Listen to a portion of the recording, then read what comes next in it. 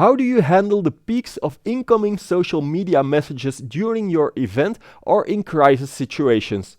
Dimitri Callens shares some tips.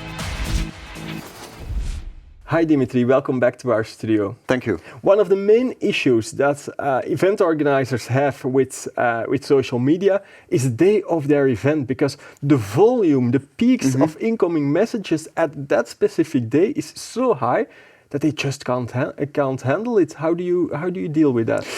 Exactly. In events, that's a real outspoken thing. Other brands can have it as well during times of crises. But indeed, social media goes in peaks, so you need to be prepared for that. And of course, for that, you need tooling. You can't handle that directly on Facebook, neither on Twitter, neither on any of the other social networks. Why not? Because they don't offer features that really make sure that your team can handle those peaks. To give an example, it might be that you have a brand which is really well known and that a lot of people are always discussing. Then the better choice for you would be to only answer to those questions which are really directed at you. If somebody mentions you on Twitter, don't respond to it. Yeah. You can retweet it, of course, as a kind of an ambassador thing and making sure that if it was good content. But otherwise, don't answer it. Just let it go with the flow. And only answer to people really at mentioning you directly. Yeah. Because in that way, you can already filter it out. Can you filter it out on Twitter? Yes. But can you then easily respond and make sure that you have a kind of inbox zero principle, make it as easy as email? Yeah, because how do you know what message already has been answered and what message isn't if you're working with a team and especially at an event? And that's what you need a tool for. And then the moment that you have tools and that you can filter on that, that's only a very small part of the possibilities.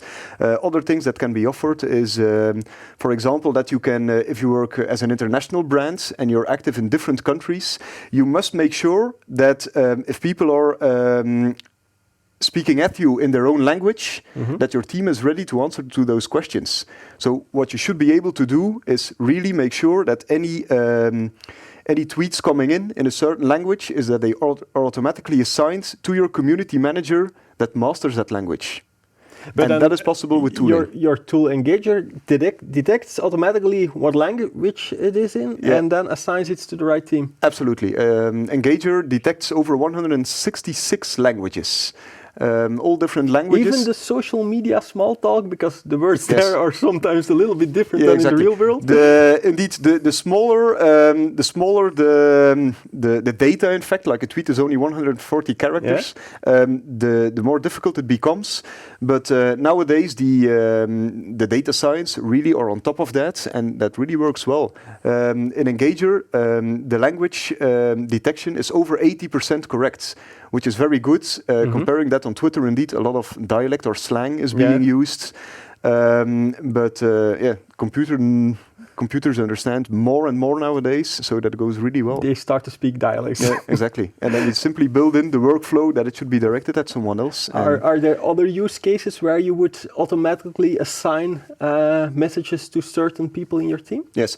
We know that some companies, for example, they make sure that any tweets that come in that have a very negative sentiment, that those are being responded to quicker.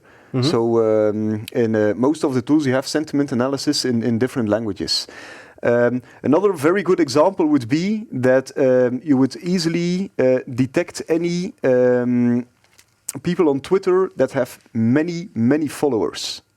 So that you make sure that you answer those quickly as well. Another thing, I'm not sure whether that is a best practice, because in my view, anybody should be treated the same. But what we often see, and in my case, that in my thinking, that is a very good practice, is that if you have consumers who often tweet about you in a very good way, who really are your ambassadors, you can also tag them, label them in the program, and you can then make sure that any tweets coming in from those people are also prioritized and that they get an answer much quicker. Okay, and that's interesting. And then also assign between operators. So Yes. if I don't know the answer, I can assign it to you for follow-up. And Absolutely. In today's society, community managers, it's a job that is quite flexible. Sometimes people work at home, etc., etc. They know different things. They are in contact with different departments in the company. At that point, it can be very interesting when a tweet comes in and you think, I have a colleague who is a specialist in this matter, to forward it to that colleague, who can then immediately ask, maybe even in another country, what the answer would be. Okay. In that case, even in a chat in the application is possible. And how do you handle, for example, at an event, you will get a lot of the same questions Yes. coming in. All people want to know where the toilets are, where you can find the food and things like that. Exactly. That's a very good point. The thing there is that, as in any contact center software, for example, you can make use of canned responses. We have noticed indeed when in a trial period with the tooling, when we set it up, is that the questions being directed at brands are like for 80% always the same questions. We make sure to understand those questions and then those canned responses, so responses which you already worked on before, can be put in place. But doesn't it get boring then for all your other followers that you're constantly saying, oh well, the toilets are there, the toilets are there? No, the thing is that it remains social media. It's the same with some brands ask us, oh, so then we can automatically reply to any messages. That's a good idea. Yeah, that's not a good idea. Don't do that, because it's social media. If you let the computer answer it, it's not social anymore. It's really a dialogue between people. So those canned responses, they really are there to help the community managers in not having to type as much, but they can always give it a personal touch. And that is what you see within big enterprises. The community managers, if a question comes in that is being asked repeatedly, then they will use a canned response. Sometimes they even have a choice out of 5 canned responses, but they can always add a personal touch to it, because you can adapt yourself to the tone of voice of the consumer, or you can fit in a joke even. Those are some best practices. And in this case, it really becomes social media. The most important thing today to remember, I think, is find a very good tool like Engager to make sure you can handle all those challenges. Absolutely. And make sure that your community managers understand the tool and its possibilities and remain very human and social within those answers. Dimitri, thank you very much for coming over. You're very welcome.